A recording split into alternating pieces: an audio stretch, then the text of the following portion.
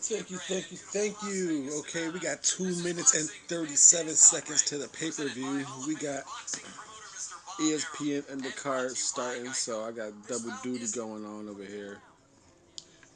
Now, what we're gonna do is talk about that Jaime Munguia. Jaime Munguia defeating Terriano Johnson. Now, if you tuned in, you came into the Junkie Rehab Center, known as the Ready Ready Talk Boxing Show. Then you saw and you heard what I wanted to see. Even though I picked Terriano Johnson on the upset, some people say, hey, the fight was headed in that direction. That's what I wanted, but there was also a section where I said I wanted to see something. So, as far as a boxing fan, I thought that fight was fucking excellent. I saw everything I wanted to see that I mentioned.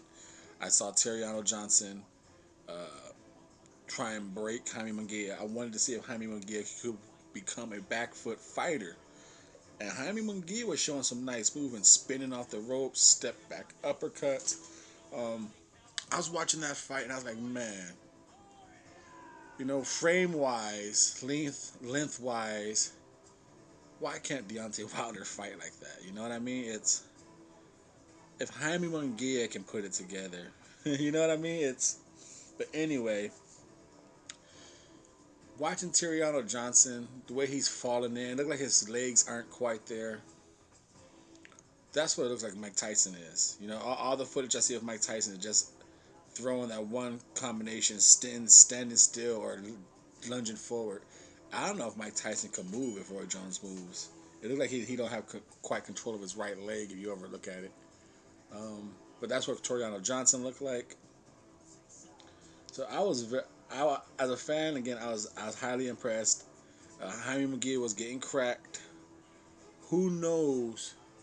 Because the fight had two looks to it. It looked like Terriano Johnson was starting to. In the beginning of the fight with the high pressure, it looked like that right hand was going to land all day over the top and get Munguia. What's happening here with Concio? Corey and Concio. And then the pressure, the step back uppercut from Jaime Munguia. And then, even though it looked like the fight was starting to change for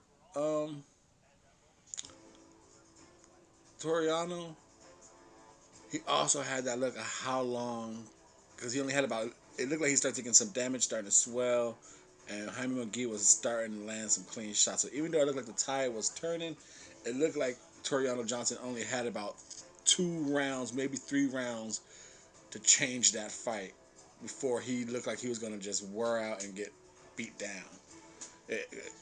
Jaime McGee looked like he was starting to pick him off. They asked him who does he want. He didn't quite. He says he wants all the champs. Charlo would be a better fight for him, more action style. I wish someone will ask him just directly. Like you, maybe they did. I just never saw the interview. But like, hey, he says he wants all the champs. But like, if you won all the champs, how come you didn't go against Andrade? How come you didn't cash in your Money in the Bank suitcase when you moved up from 154? Was that during the process he was getting Eric Morales? But still, I would just like to see hear it from him. I think that's what he was getting. Could be the same situation Jared Hurd was in. Trainer change. But just wondering why. It'd be cool just to hear from him.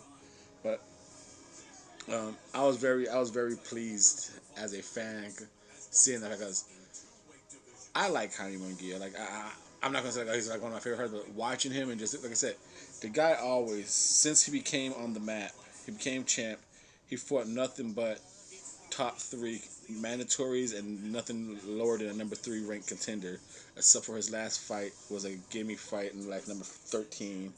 This fight he goes up, he fights Spike O'Sullivan, then he fights Terriano Johnson. Two incredible names, not quite the best since he was a champion, but going up in weight, credible names, good resume names, in good fashion, being tested.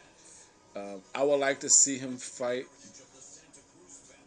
Uh, I can't go to check it because ESPN's on my phone, the rankings. I'd like to see him get one more fight And then why not try and get a Charlo?